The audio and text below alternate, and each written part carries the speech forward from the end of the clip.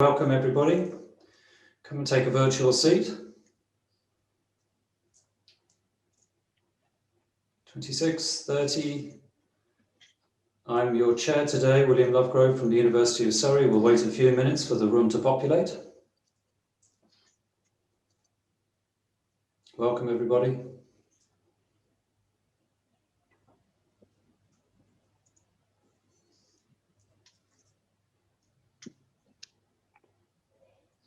Very good, very good. We have 65 participants on the call. I will ask our sponsors and organisers if they are happy for me to start the question time panel, or whether we'd like to wait a few minutes longer.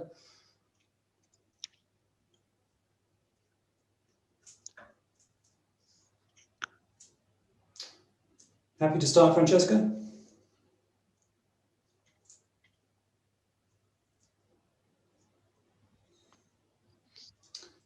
Very good. Well, I'll take that as a yes. So, welcome everybody. Thank you for coming to this panel session. I'm your chair for the session, William Lovegrove. I'm the Director of Innovation Strategy at the University of Surrey. Prior to joining the university, I ran a couple of businesses. I took some of those businesses through some of the stages that you can see on screen today. From idea through to selling, and when I sold my business I joined the university, and I'd like to think that the university hired me to give them that kind of perspective and experience, and to advise them and members of their community on creating companies and spin-outs.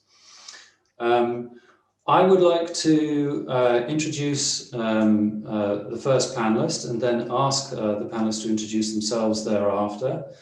With no further ado, and knowing that I can dispense with the normal niceties of telling you where your fire exits are and those sorts of things, because we're fully virtual, I'd like to introduce your first panelist, which is Gareth Hill from BDO, a tax director who's vastly experienced, especially in innovation tax reliefs.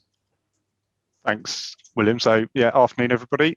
As William says, I'm a tax director at BDO. I've been with the business just over 15 years. And my focus has always been on innovative clients and therefore the tax benefits and reliefs and so on and so forth that go with that. I have experience working with startups and spin-outs, as William referred to there, right the way through to listed companies. So I have a broad breadth of experience. So hopefully I can help some of you with any questions that come up today, and we'll get into some of the tax detail a bit later on. So I'll take that as an opportunity to hand over to Anton to introduce himself. Thank you very much. Hello, everybody. It's a pleasure to be here. My name is Anton Hutter, and I'm a partner in Venner Shipley's patent team. I'm a patent attorney specializing in biotech and life sciences and medical devices. And I'm based in our Guildford office in Surrey on the Research Park. I handle intellectual property matters for a wide range of companies, from individual inventors through to startups, the University of Surrey, of course, and to larger corporations. I'll be pleased to answer any questions you have relating to law and intellectual property. And I'll now hand over to SETsquared and Chris Pett.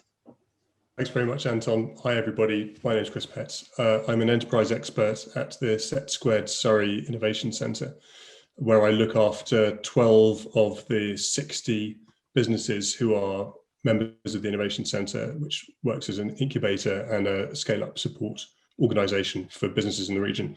SETsquared covers not only the University of Surrey, but also the universities of Southampton, Bristol, Bath, Exeter and Cardiff. And that means that we've got an extensive network across the southwest of England and into Wales. And across all of that network, I also act as the head of digital innovation for the Scale Up programme, which supports startups and SMEs to raise grant funding through university collaborative research and development projects. Thank you, Chris. Thank you, panelists. That's a good introduction. Now, on screen, you can see the 5 stages that we're going to be talking about here today. Stage 1, idea, self-explanatory. Maybe an entrepreneur or an innovative individual has a strong idea.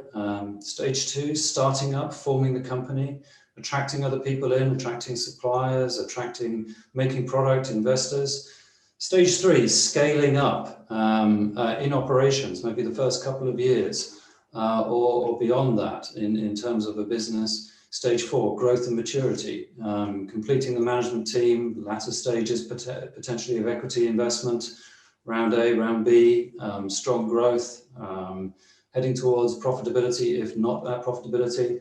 And then stage 5, potentially selling. Of course, that doesn't have to be the end of the story. Entrepreneurs don't always look to sell, some do, some don't. But these are the stages that we've mapped out today. Now, I would like to acknowledge the expertise in the audience, and the path of entrepreneurship is varied, and each company is different, and each experience is different, and we have a broad breadth of experience, I'm sure, in the audience today. So I would like to encourage the audience to submit questions to us while we're having the panel session.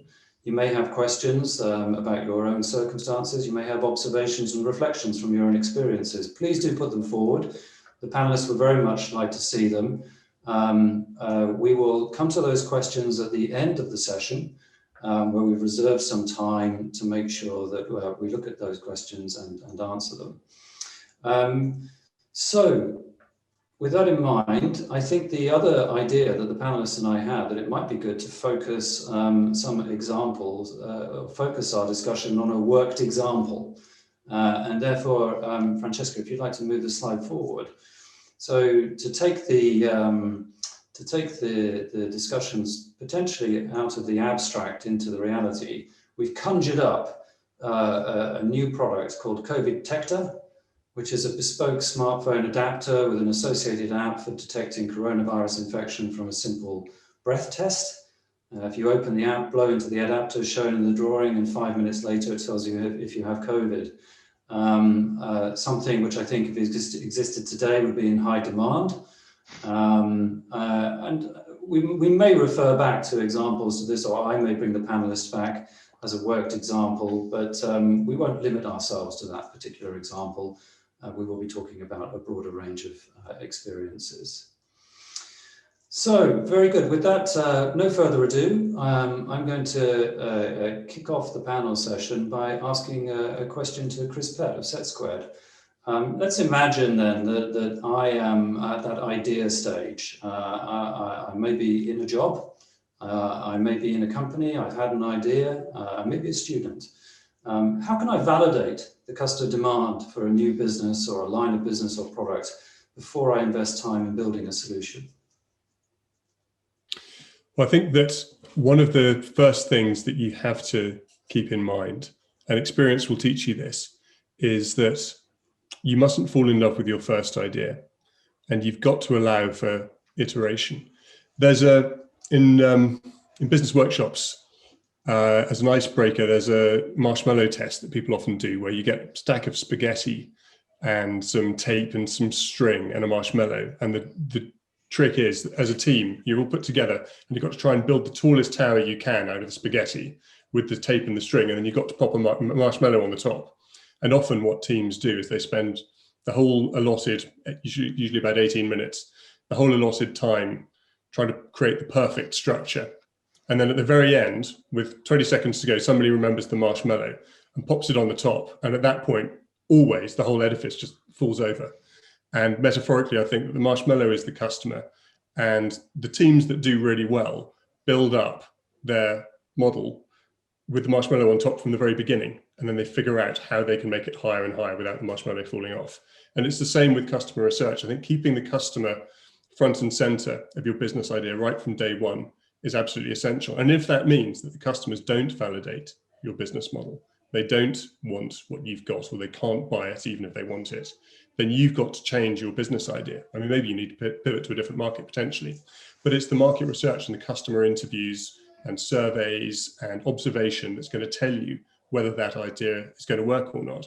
So don't fall in love with your first idea and allow it to change. Be experimental, be innovative, which means experimenting with lots of ideas and iteratively improve the concepts. And really what you want to try and answer is who, why, and what. So who is this for? If it's a brand new product, doesn't have any customers yet, who's your first customer going to be? Who are your next 10 customers going to be? And maybe the first 100 after that. And if you can answer those questions in a persuasive way, and you can come up with a plan that's going to deliver on that, then you'll be able to get through that very tricky stage of making sure that the solution and the problem really fit together well. If you hurry up and you build a model which works in principle at very vast scale, but never answers that tricky question of how do you scale through the early stages, then it'll probably just stay an idea and it'll never quite hit the sweet spot of what the market wants. So answer, who is this for? Who are my early adopters? What niches can I target? Why does this matter to them? What problem am I solving for them that they recognize as a problem? Not enough for me to think they've got a problem, but they've got to recognize it themselves. And what promise can I make to them, which is going to solve that in a guaranteed way? And that's going to bring those early customer relationships together. I think that using vertical markets, vertical industries is a good way. So if we're looking at the COVID sector, you might be looking at different verticals like GP practices or other parts of the NHS.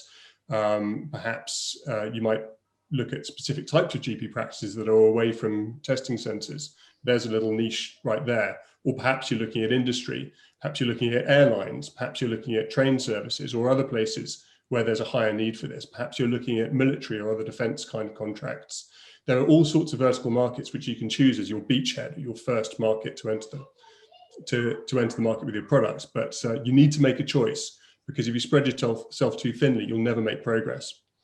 And a final thought on this, from my experience, my perspective supporting startups, is that often at the very, very early stages, there's a very blurred line between what is a customer and what is a partner.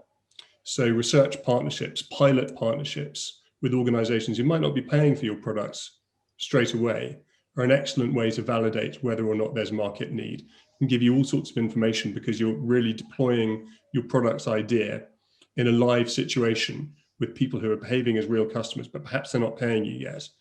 Nevertheless, the value they're giving back to you is immeasurable, because that real experience beats any kind of theoretical gaming of what customers might do in principle, which is easy to fill a business plan up with, but never quite meets reality.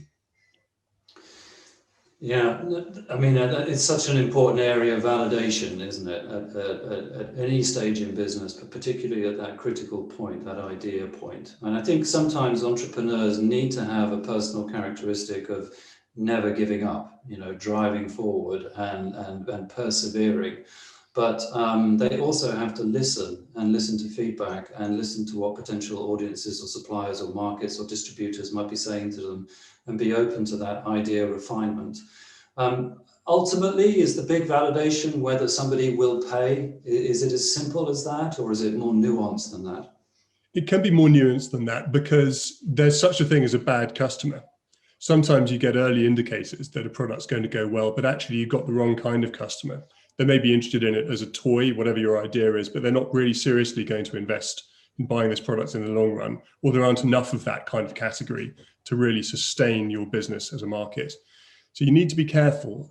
But having said that, really, seeing the many business pitches that are delivered to the S100 Club of Investors, which is hosted by the incubator at Surrey, nothing really beats traction in the market if you're trying to make a case to an investor that your product is investable. Whatever they can say about their critique as an investor, well, I'm not sure about this or I'm not sure about that. If you can show them the numbers that there are real paying customers out there, and you can explain to them why they're paying for it and why this solution beats all the alternatives, then they'll be persuaded by that. So yes, eventually, real sales and real recurring revenue, particularly monthly recurring revenue, very persuasive.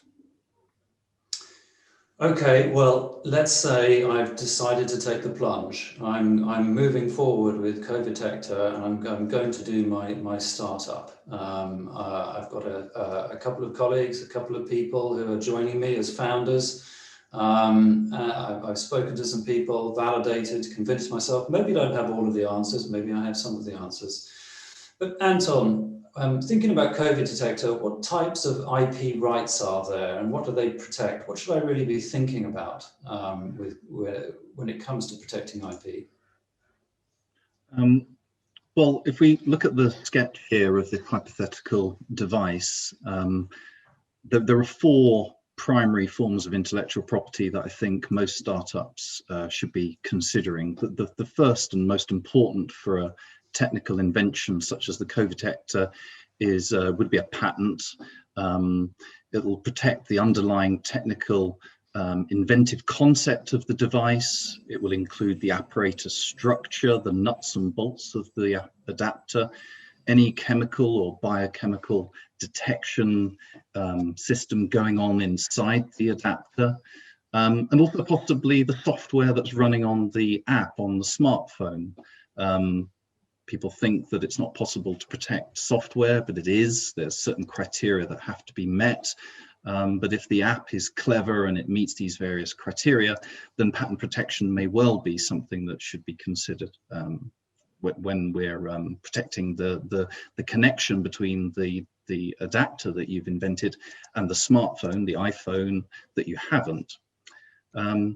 Registered designs is also a way of protecting the finished product, the outward physical appearance of the adapter, not the smartphone because you haven't invented that, but the adapter, the three-dimensional shape of the adapter, that would be protectable. I should say that you should protect file the patent application quite early on in the development, once you know how it works and you just can describe it definitively. Registered designs, though, you can delay filing protection for the actual device, the design of the thing, until you're happy with the design and you're about to launch the product. Registered trademarks, that they protect the branding, such as the word co-detector, which is a completely made up word, of course.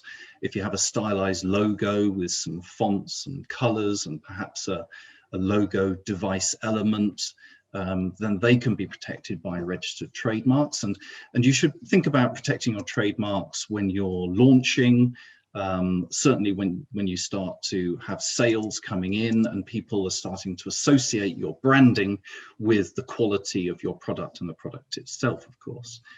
And then finally, the fourth form of intellectual property I think about is copyright. Copyright protects original artistic and literary works, which will include also the software code. So it can be patent protected, but also once you're writing the code, that will then attract copyright protection. And copyright arises automatically and doesn't cost anything. I mean, there are some countries where you can register, but generally around the world, copyright is a registration-free system and it costs nothing. And so as soon as you create artistic literary works, then you will get that protection. So these four forms of intellectual property are not mutually exclusive.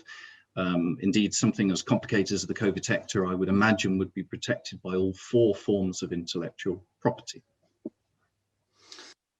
Very interesting. There's a range there of options in front of me as a potential entrepreneur. Money's on my mind, though, because I don't have a lot of money. I might even be paying for this myself from the proceeds of my last company if I'm a serial entrepreneur.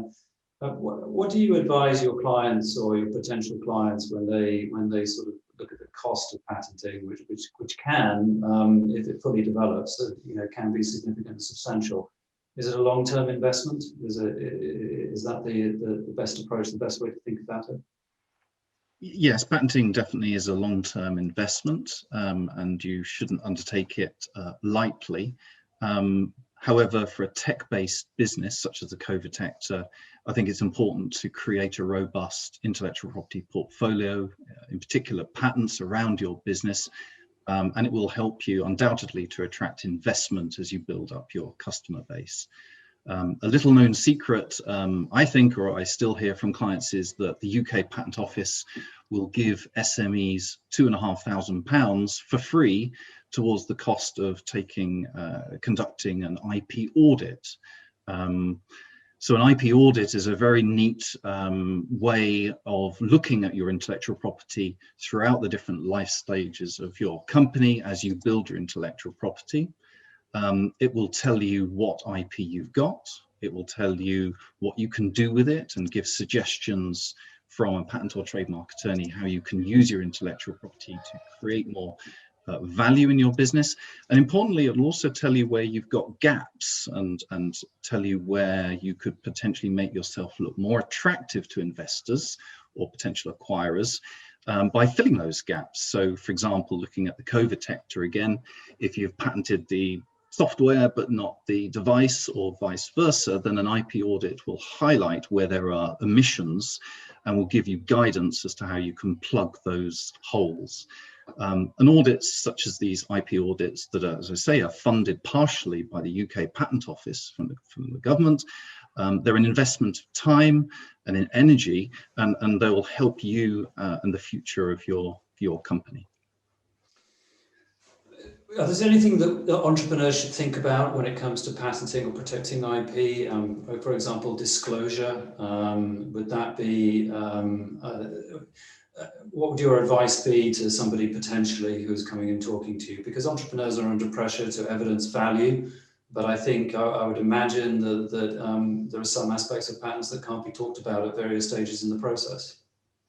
Well, an important requirement for obtaining valid patent protection is that the invention has to be confidential when you try to protect it. If you've disclosed too much, and I know that for entrepreneurs and SMEs, it's very tempting to, when you have the great idea, is to speak loudly and to generate as much interest as you possibly can. But if you do tell people too much detail about your invention before the patent application has been filed, then unfortunately you will invalidate that patent, which you need to be well aware of. So you've got to take a balanced view. It's generally fine to talk to people about your ideas at a high level to gain interest, because when you're talking to investors or pitching, but you mustn't give away any of your clever secrets or the finer technical details, unless, of course, they've signed a non-disclosure agreement, but a lot of investors don't like signing non-disclosure agreements. So you have to be careful until that patent application has been safely lodged at the Patent Office. So if we look at the COVID sector as an example, I think it would be fine and you'd be safe to say that you've developed a brand new coronavirus smartphone breath test. That's enough to hopefully hook in people's interest. But you shouldn't explain to them the real detail, the technical details of how the virus is detected, how your the bit that you blow into, how that connects into the smartphone, how the app works, how it calculates and then gives you that 5-minute diagnosis. You've got to be very careful on the detail. But I think actually if you go into too much detail, you'll probably scare off a large number of investors. They don't really want the nuts and bolts. They just want to know, what have you got? What makes it different? And is there a market for it? I'd like to bring Gareth into the discussion. Gareth, times now that patents could be good for attracting investors. Are there any other ideas or other aspects that could be used or deployed to attracting investors at my startup stage? Yeah, absolutely. There's sort of two areas I would say you would want to look at, and the first is where there's tax relief for the investors themselves, and the particular areas there, excuse me, is the Enterprise Investment Scheme and its sister, which is called the Seed Enterprise Investment Scheme. And both of those give tax advantages to the investors, and that helps to attract them through kind of allowing them to hedge their bets a bit through getting tax relief for the money they put in. And the reason that's particularly important to the client in the startup stage, or the company in its startup stage, I should say, is you can go for advanced clearance. So when you're putting together your prospectus to investors, you're able to demonstrate that you have that status for your business, for the company that they would be investing into. So that gives investors that comfort. And when you think about institutional investors and business angels, the kind of people you might be looking to attract at this stage, that is a crucial point for them, because they obviously have a diversity of investment, and they will be looking at companies that have EIS and CDIS clearance. Therefore, if you want to be competing for their money, putting it bluntly, you should be thinking about taking some advice at that stage and getting that status for your company. And the rules can be tediously complex, but actually where you are of the right size, of the right kind of business, getting clearance, you can be fairly well assured that you should get that. So you do need to take advice, you do need to make sure that you jump through the hoops, but actually it is quite a wide-ranging relief that can be available. And as I say, it's very attractive to investors. The other thing you can do, I would say, when thinking about the kind of the investment proposition, is you can look at relief such as R&D in the patent box, and see what you can do around either taking some advice or securing some advance assurance around those as well. Because again, when you put together that prospectus, if a potential investor is looking at you saying, well, I know this company is going to receive R&D tax credits from the revenue, that immediately shows there's some cash flow benefits from that. And the way that process works, particularly so it's for smaller companies, so it's perfect for the startups. You can do some work up front, approach the revenue, and they will sign off that the activities in question will qualify for R&D tax relief. The normal way of doing this, and some of the attendees may be familiar with this, is that you put in your R&D tax claim as part of your self-assessment tax return. But this advance assurance mechanism for smaller businesses is exactly for this reason, so that you can go out into the market and say, well, we've got these claims ready to be made. So that can be quite an attractive thing. The other thing I'd say is picking up on Anton's point about early patenting. From a patent box perspective, patent box is only really attractive once you've started to make money, because it reduces the tax rate applied to profits. But again, thinking about your prospectus to your potential investors, having registered patents and having some initial comment or whatever it might be to say, therefore we potentially will qualify for the patent box in future, is another hook for some of those people to think, well, if I'm in this for the long term, as this thing turns profitable, there's going to be a reduced corporation tax rate applicable to certain profits of the business. Therefore, there's more potentially available to reinvest in the trade or to take out at the top. And investors would like talking about future profits. So, and just to comment on that, I wholeheartedly agree with what your advice here. EIS and SEIS is almost essential, I think, in the current climate for raising capital. And tax R&D credits can provide a substantial cash flow boost to a young company if managed correctly. That was my experience. Okay, so I'm well underway with Covitector. I've got the right level of tax advice. I've protected my IP. I've managed my discussions quite well.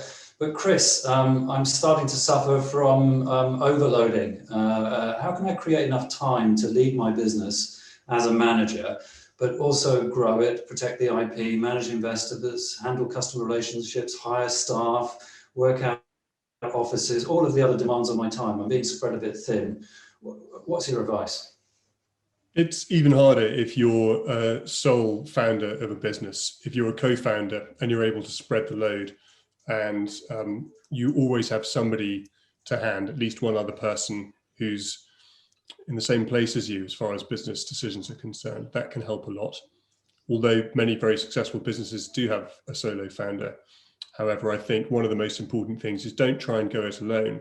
Look for support, not from your employees. They're always going to see things differently from you, not solely from your investors, but do look for other kinds of support, whether that's coaching, whether that's this incubation center we have, or many other kinds of relationships you can get with mentors, coaches, and people who understand the business, who will give you the ability and sometimes discipline you to step away and work on the business for periods of time during the month, as well as working in the business. But in order to do that, I think you're going to need two things. You're going to need a team that you can really depend on and trust to deliver. And that means those early hires are absolutely crucial. The people who are the first 2 or 3 people as employees through the door of the business are going to be essential as they grow in authority and experience and start to be able to lead new team members who are arriving as you're scaling. You can depend on them to get the day-to-day delivered. And secondly, I think you need alignment across the whole business, alignment between your staff and your customers so that they see and frame problems in the same way. That doesn't lead to petty inconsistencies that frustrate customers or create confusion inside the organization. So your job as a leader, I think, is to create that, as the expression goes, that North Star of where are we heading? Why does this matter to us? And why does this matter to our customers? If you can do that, and if you can build that company culture around that North Star, that means you can make yourself dispensable from the day-to-day. And if you're dispensable, you don't have to be there. You don't feel like you have to be there all the time to deliver on the products or services that get you paid as a business. Then you can step away for the time you need to work on these issues that Gareth and Anton are talking about, to talk to your customers, to talk to the chief executives of your customers' organizations if they're not the customer themselves, to really understand it from their perspective, to talk to investors, and to think about the business and take counsel and advice. Yeah. I've seen the 30-minute warning. Thank you very much, Eddie. But to come back and comment on that, Chris, you're quite right. My personal experience is as an entrepreneur, I sort of felt a bit like, or I empathized with decathletes. It felt like I had to be pretty good at a lot of different things. And of course, at my age, the decathlon I related to, the decathlete I related to was Daley Thompson. So for those of us that remember Daley Thompson, I always had a mind's eye of him running up with his pole vault, sometimes making the bar, sometimes not making the bar. But that's how it goes.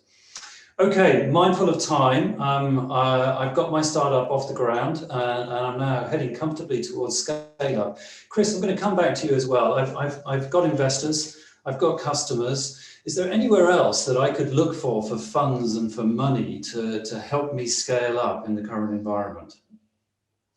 It depends on the timing, but yes, there's an appeal to the people here. Don't forget about grant funding. Government grant funding, which is nowadays centered on Innovate UK, is a very good way to supplement the other kinds of income you've got coming into your business through loans, investment and revenue. R&D grant funding, often with university or other kinds of collaborative research and development partners, which can increase your chances of winning that funding award, can be a great way to offset the riskiest research and development that you need to keep investing in for what your business is going to be delivering to your customers in 12 to 24 months time, or even further out, while still preserving the income from other sources for delivering on sales, marketing, the other kind of costs of revenue, which you need to deliver to customers. So R&D grant funding is potentially short and quick and cheerful, like 20,000 to 40,000 here and there. There have been a lot of COVID loans and COVID grants in 2020. We're expecting more of those in 2021, or they can be rather substantial. They can take 12 to 18 months to deliver and perhaps bring you in 350 to 500,000 pounds of income. One thing to be cautious of, and this is why I said it depends on the timing, is that often, although not always, you would need to match some of that grant money. So the grant money that's coming directly to your business, although not to a university partner, you often need to provide up to 30% in match grant value. And you need to make sure you've got the revenue there or other kind of income to cover that. But with that caveat, I think it's an important string to your bow, and it dovetails nicely with other kinds of income. So having a revenue strategy or income strategy that combines customer revenue, investment and grant funding in the right places and at the right time is stronger than depending on any one of those single strands, I think. Yeah, no, I think when I think about grants, I think about Innovate UK and the important role that they play at the moment as well with their match funded. There's certainly government incentivizations out there for companies entering scale up. Gareth, let me come back to you and with scale up in mind and the importance of cash flow. In a business as it's coming out of startup and it's trying to prepare just before that sort of growth phase. What else could I be thinking about as on the management team in terms of managing and maintaining cash flow? Yeah, so again, the R&D tax relief is a really important one, particularly in a pre-revenue or low revenue phase where you're loss making, because there's the ability to surrender that and get a repayable amount from the government. And when you're thinking about the small and medium company scheme, your ability to surrender will get you around about 33p in the pound back. So for every pound you spend on qualifying R&D, you'll get about 33p of that back, which when you're thinking about your cash flow is absolutely crucial. One thing that I would just pick up on, which links into Chris's point around the sort of the excellent ability to claim grants and what have you, the interaction between the R&D tax credits and grants can be quite a tricky one to navigate. And we are in a very interesting time with leaving the EU, because the historic model for the last however many years has been that R&D tax relief is notified state aid. Pretty much all Innovate UK grants are notified state aid, and the rules are that you may only have one lot of notified state aid per project. So by taking a grant, you can preclude yourself from being able to make the SME R&D claim that I referred to. In that situation, where it pushes you to is you claim under a less beneficial scheme, which is open to all companies, and that gets you roughly 9p in the pound back when you're a loss-making company. So you can immediately see you're losing approximately 25% of the benefit of the R&D claim. So the crucial piece, and Chris referred to this, is around the matching, because if the matching is sufficient, then the maths takes care of itself, and it's still a good place to be. Take the grant, not worry about your R&D. But it's not always as simple as that. And so my takeaway message from this would always be, if you're thinking of applying for a grant and you are making R&D tax credits, seek some advice before signing up to anything, because I have seen it where clients I've sort of worked with have taken a relatively small, for example, an Innovate grant voucher, small amount, and it's pushed them into that large scheme with a lot of expenditure, because it's a project, not to the expenditure. That can give you a kind of a net loss where you would otherwise have been. So it's always worth being aware of that. And that's, I would say, that's probably the most important thing in terms of where you could accidentally scupper your cash flows. The other thing, I think, that again links back to some of the things you were talking about previously about getting the right team in place and bringing people on board with the right skill sets and what have you, is around the kind of the non-cash rewards, and thinking about things like enterprise management investment rewards, where you give people share options in the company, and they can be a terrific way of rewarding key individuals that you've brought in, getting them locked in so that they're going to go on that journey with you. And it doesn't actually cost you a huge amount of money. Take a bit of advice, get a valuation agreed, and then you're not having to pay out the cash at that point. Yes, there's a trade-off at the end, and we'll come to the end state a bit later on talking about the sale. Those guys then get a share in that. But actually, if they've helped to build that value, it's a good way of keeping them engaged without having an impact on cash flow at that very early stage. Yeah, there's an array, isn't there, of opportunities, grants, tax relief systems, and there's an array of legislation and compliance that can help an entrepreneur start a company. But I think your point is very pertinent. Get the right advice, get the right advisor at the right time, and you might find that may make a difference to your cash flow. Good. Okay, so I'm equipped with my right advisors, and I'm building my business very nicely. I'm now in level 4, growth and maturity. Anton, does IP advice still play a role in this phase? How can IP management help me meet my business objectives in growth and maturity? Well, it needs to be borne in mind that intellectual property rights are commercial tools. And so from stage 1 through to stage 5, you have to have a clear intellectual property strategy from the beginning right through to hopefully the profitable sale at the end, which underpins your commercial goals. And of course, your goals will can change through each of the 5 stages of the life cycle. So I think it's very important for a business, the managers, to be thinking, asking themselves various questions at each different time stage through the life cycle of the business, such as what part of our business do we need to be protecting, and conversely, which parts of our business would we want to keep as a trade secret, which I haven't mentioned before. But you don't have to patent absolutely everything, and in fact it would be bad to do that. Depends on your budget, I guess, but some things it's really useful to keep as a trade secret. where do I need to have patent protection? Think about the territories. Is my business really just a UK-centric business? Is it European? Is it US, Asia? The COVID detector, I guess, would be a global business. So you need to be thinking at different time points where protection and which types of protection I need to be getting. When should you be getting that intellectual protection?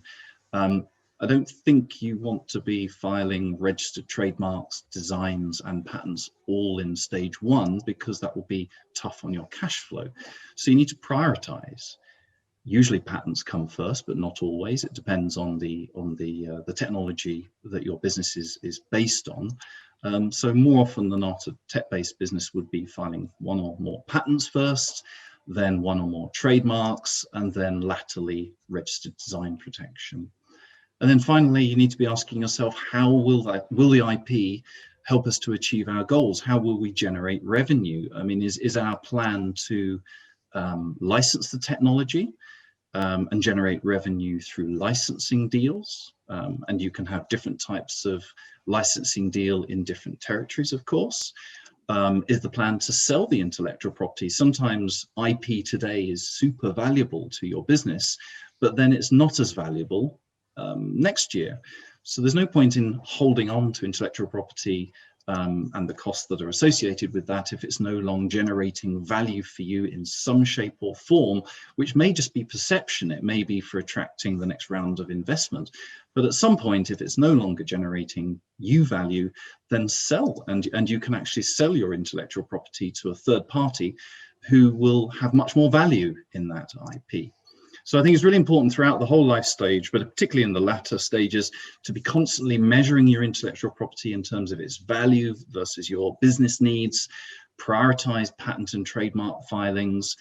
Don't try and protect absolutely everything because the costs could escalate. And finally, intellectual property is a powerful tool for raising investment. I've mentioned several times. So try to make yourself investor ready. Keep a data room where you have all of your intellectual property details safely stored, so that when you do go for your next round of investment, you've got all of the information nicely saved that you can then send to potential investors or acquirers. Well, mentioning acquirers is a nice segue to the final level, and I have some questions. I would like to just ask the panelists to be mindful of the time. I do want to give over some time to questions from the audience, and this panel is scheduled to end at 5:30. But yes, we're at level 5 now. It's been 7 years of hard work. I've visibly aged. There's been highs, there's been lows, there's been tears and smiles. Gareth, at what point should the shareholders of a business start planning for an exit? And what would you consider to be their potential options? So I think there are many things that you can plan at the very early stages. If you think back over the conversations that we've had, we've talked about thinking about your prospectus and saying, are you patent box ready? That you're doing that at a very early stage. And picking up on Anton's point around the kind of the data room of IP stuff, I would say it's always a good idea to be diligence ready, because you never know when that opportunity will present itself.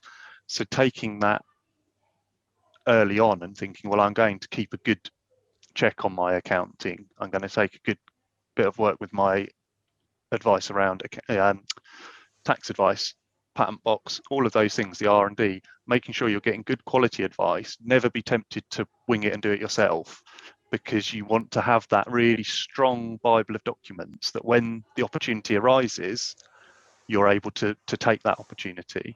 And just very quickly, in terms of what those options can be, you can have a trade sale where you sell the business and the IP, and potentially there's the share sale. And one thing I would say people need to start thinking about fairly early on when they're contemplating a sale is, which one of those might give me the most value? And there's a dichotomy of value today versus future value, because, and you may have experienced this yourself, Will, the earn-out conundrum, where you're crucial to the business, you've got it to that stage, and the people that want to buy it still want you involved. It's quite a rare thing that you sell and walk away. And therefore that does lend itself to the share sale. And you know, there are some good tax efficient ways of structuring earnouts. So the long and short of that for me is plan early to try and maximize your value and think about the sorts of things you want to get out of it. Understanding, back to Chris's point, who's your customer, who's your potential exit market. Is it a private equity investor?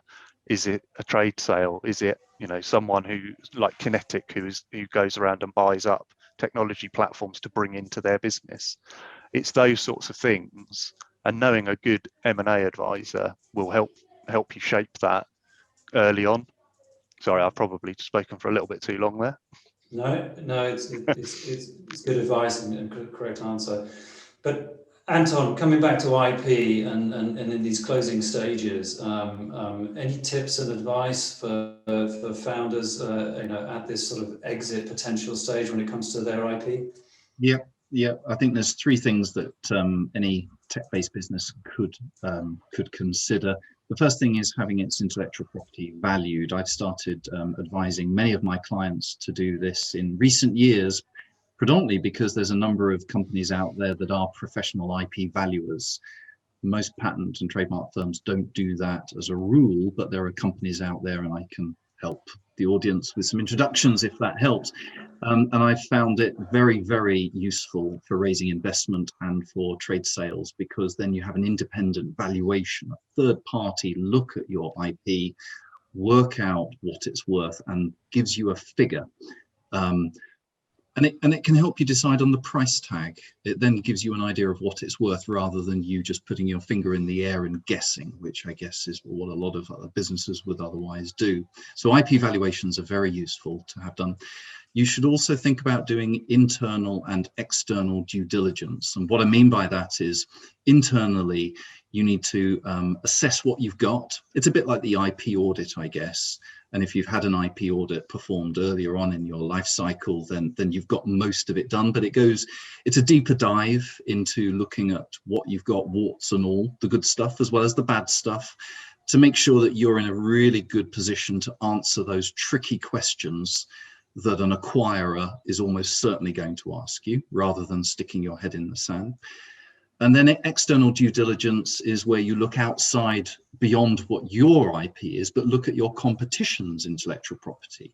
So do you actually have freedom to operate? Is there a competitor patent out there that is actually preventing you, or at least giving you a tough time, if you were to launch your product? Now, you may already know about this, but I think at the point of sale, you really have to have a detailed assessment and understanding of what the competition's intellectual property landscape looks like. And if you do find any that are particularly concerning, then you can monitor, approach, get licensing deals off them. It just puts you in a much stronger, savvy position when an acquirer's attorney starts asking you awkward questions. Yeah, indeed. I think at that point, the acquirer does want to know about your intellectual property and what it would mean for them when they acquire it, and their freedom to operate. Chris, I'm going to give you the final word and then close the panel session. Is it always going to be champagne and fireworks when founders exit? Is it always a happy outcome in that positive scenario? Often, but not always. And I think that it's really important, again, getting back to my theme earlier on of alignment, to make sure that the co-founders, that the directors, that the shareholders are aligned about what their objectives are from the sale or exit. And that starts quite early on, so that you're able to support each other through what can be a very, very long and grueling process of getting to the final point of sale. That you share the same values, you've got the same outcomes in mind. Where those differ, they differ cordially, and there are no surprises. And it's really, really important to be human about it all the way through the process. Good stuff. Great. We have 10 minutes left on the scheduled allotted time. I would like to turn our attention to the panelists to some of the questions. Now, we've had questions submitted over chat. and we've had questions submitted in advance, and we have no hope at the moment of answering all of them, given the amount of passion and expertise expressed by the panelists on previous questions. So let's make a commitment and an honor here that any question that we can't answer, we will follow up. One of the panelists will get in touch and answer the question. And let me pick one which I think is pertinent and relevant, and we all might have a few things to say about COVID-19. The negative effect of COVID-19 and lockdowns that we're all experiencing, what are our perceptions at the moment from an IP point of view, Anton, from a SETsquared point of view, Chris, and from BDO's point of view, Gareth? What are we observing right now? What might it mean for innovation and startups in the future? Who would like to go first? I can give you my tuppence worth if you like. Well, from my perspective, since March last year, there hasn't really been a negative impact yet from the 3 lockdowns that we've had. Certainly for software-based businesses and engineers, where you all really just need a laptop or a powerful computer, actually being forced to stay at home, like it or lump it, has actually given many people more time to create intellectual property on their computers, or write up reports from the IP that they'd made running up to March 2020 and sending those to their technology transfer deciders and patent attorneys and so on. So I think at least for software and engineering, intellectual property has been doing just fine in terms of creation and protection. Where there's likely to be an impact, though, could be in areas where you need to physically go to a laboratory. I'm thinking chemistry, biology, complicated bits of equipment, lasers that you don't generally have at home. So where you need those bits of kit and apparatuses to create the IP, then I suspect we will start to see a downturn, because from March to now, that's 8-9 months, there are certain areas where just the scientists haven't been able to go into their laboratory to create the IP. So far, not too bad. Just to add on to that point, my experience with some of my clients who are indeed using the equipment and those sorts of things, quite often the laboratory environment lends itself to being COVID secure.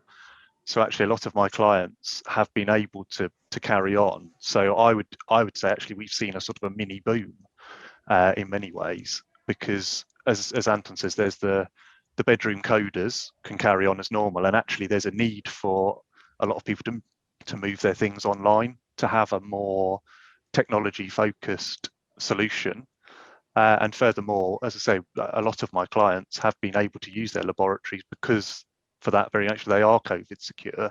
And so we've seen, the big thing for us is we've seen the activity levels stay the same or increase, and people have been looking at things like their R&D claims and trying to bring those forward to manage that cash flow, because cash flow has been the absolute crucial piece for all businesses through this pandemic. Gareth, before I come to you on the COVID-19 question, Gareth, there's a question from the audience there from David Wallace, and I was looking at this while you were speaking. In anticipation of a possible severe recession, what defensive financial measures should be taken by a tech-based SME? So maybe I'll give you a chance to think about that while I let Chris answer the COVID-19, but I think I'd like to come back and ask that question. It may be relevant to many people. Chris, impact of COVID-19 at the moment in innovation terms? The 12 businesses that I look after closely, month to month at the incubator, I think that it hasn't had a neutral impact on anyone. However sad the circumstances and reasons, there's always opportunity in a big disruption. And about half of the businesses I'm working with have seen that opportunity, been able to respond by introducing new or evolved products and services that they wouldn't have been able to before. And it's had, frankly, a very positive effect on their opportunity as a business. And some of them have really been stalled and found it really, really tough. But I think, okay, so there's the market opportunity, but there's also just the challenge of running a business, running a startup, all of the hours that requires, and often homeschooling and not being able to physically meet and discuss, not being able to bring teams together. So, that's been really tough. So I've got to say, from a market point of view and a commercial opportunity point of view, There are positives as well as negatives. I'd say the positives outweigh the negatives for the SMEs I know, marginally. But at a personal level, it's bloody hard, isn't it? It is. It is indeed. Okay. In anticipation of a possible severe recession, what defensive financial measures should be taken by tech-based SMEs? I think there's no one size fits all for this sort of thing, but it's the normal good housekeeping would be where I would be focused, which is thinking about your suppliers and your payment terms and those sorts of things, thinking about where you can, building good reserves, thinking about, am I taking all the relief that is available to me? You know, back to one of Chris's points earlier, might there be grants available to me, because there are still funding opportunities out there that have come off the back of the government's coronavirus response. But I think, as I say, the fundamentals are all of those things that you would expect in good times. It's just that you're pressed a little bit harder to think about them now. So getting your R&D claims in and thinking about that, there are funding options where you could potentially go out into the market and find someone who will lend against the strength of an R&D tax credit. And that might be an option that wasn't previously necessary or attractive as part of your cash flow planning, but you could think about that as an option to bring forward some of that. Yes, there's a cost to it, but actually if it gets you that funding through the door that allows you to carry on and to get your products to market as a tech co, well, maybe that's a price worth paying. Obviously, we're in a situation where none of us want to be. So yeah, I would be thinking about that. There is still good, as they call it, dry powder in the private equity market. And what I mean by that is there's money available to be invested.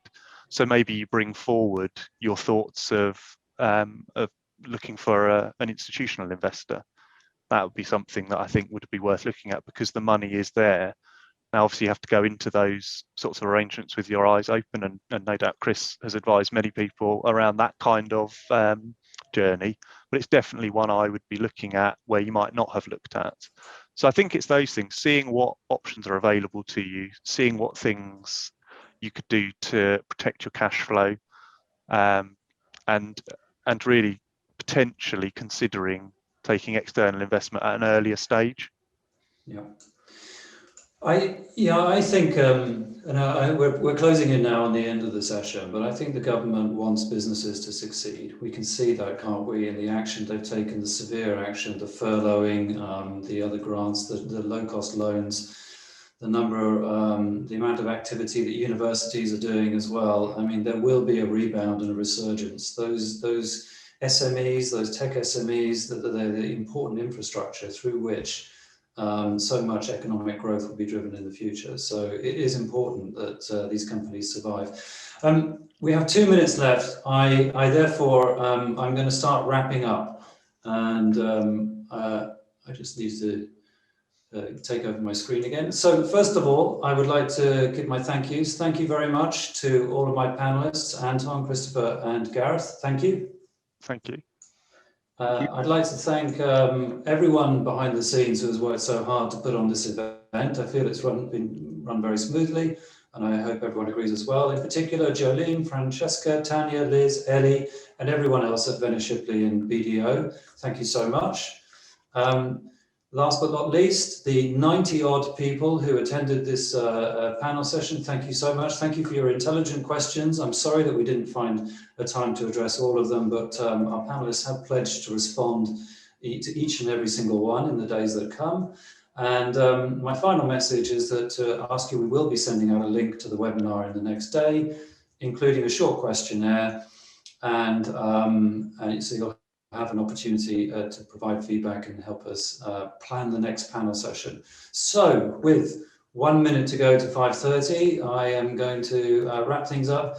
Thank you very much. I hope it's been useful and enjoyable.